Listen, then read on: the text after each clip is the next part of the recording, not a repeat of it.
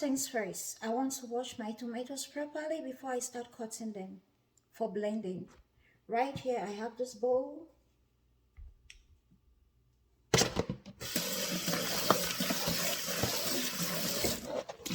just going to put it in here in the sink. And camera. Okay.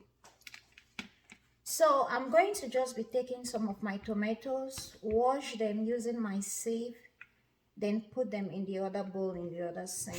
I just want to make sure they are properly washed.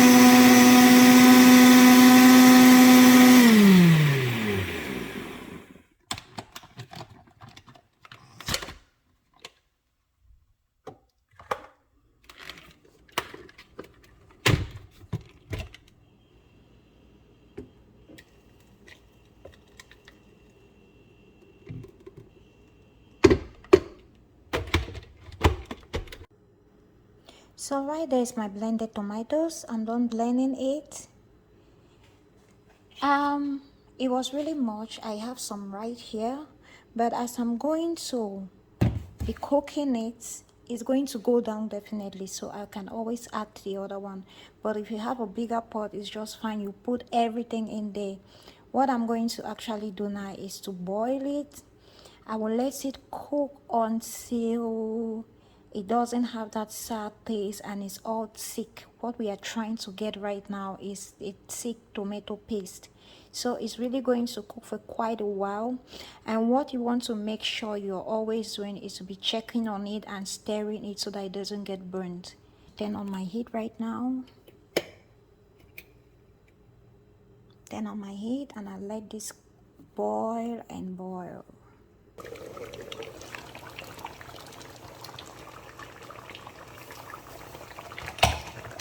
So boiling tomatoes like this is usually not easy. It can spill everywhere like this. It's very okay, but be careful. So it has really gone down. The tomatoes that were full in this pot is all gone down. I'm going to add this one that was not able to go in before.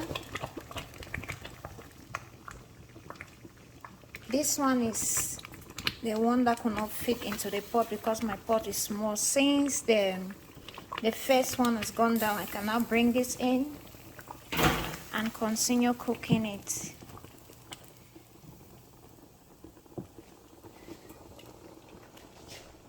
So I'm just going to cover it to avoid it spilling everywhere. It's making everywhere so messy.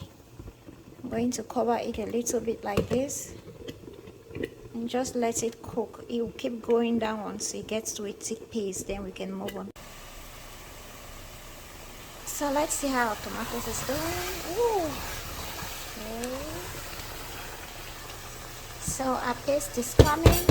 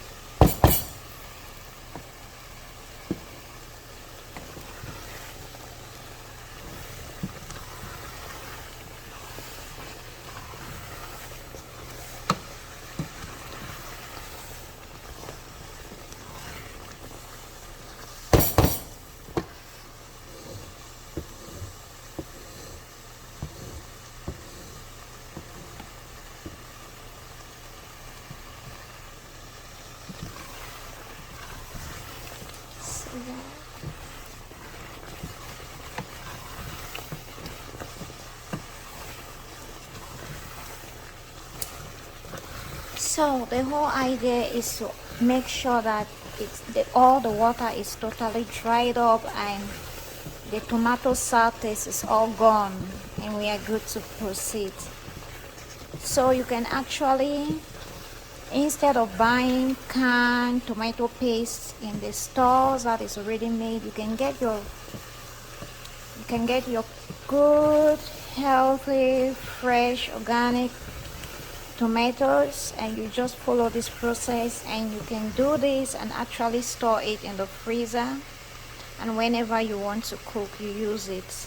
For those who like it healthy, so keep it healthy, you can always go this route. Make it yourself. You're sure you're actually using your fresh, clean, organic tomatoes. You do it clean properly, and you store it in a clean bowl and just put it in the freezer. Okay, so just like in about 15 to 20 minutes, it will be dried enough for us to take it out of the fire and proceed. At this stage, I'm going to reduce the heat. It's getting burnt under. I just want to avoid it to get burned too much. I'm going to reduce that, and at this stage I have to be very consistent in stirring it so that it doesn't get burnt like that.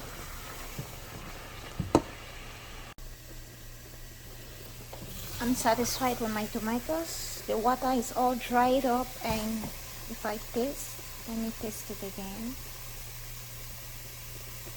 It's no longer sour. The sour taste of tomatoes is no longer there. What I'm going to do is, I see the pot is all I'm going to transfer this paste into a bowl, and we'll continue with our cooking.